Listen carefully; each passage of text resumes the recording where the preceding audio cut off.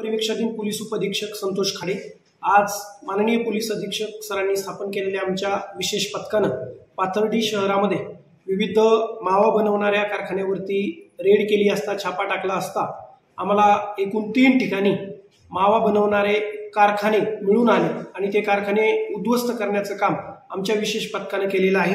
त्यामध्ये आम्ही 3 ठिकाणी ज्यावेळी छापा टाकला त्यामध्ये एकूण आम्हाला 3 आरोपी मिळून आले।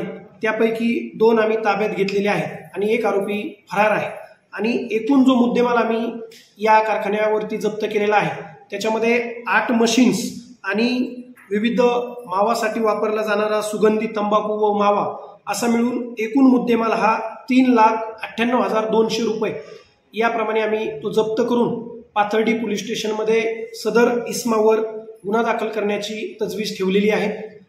ही कामगिरी माननीय पोलीस अधीक्षक श्री सोमनाथजी गार्गे सर यांच्या मार्गदर्शनाखाली तसेच निर्देशाने चालू आहे।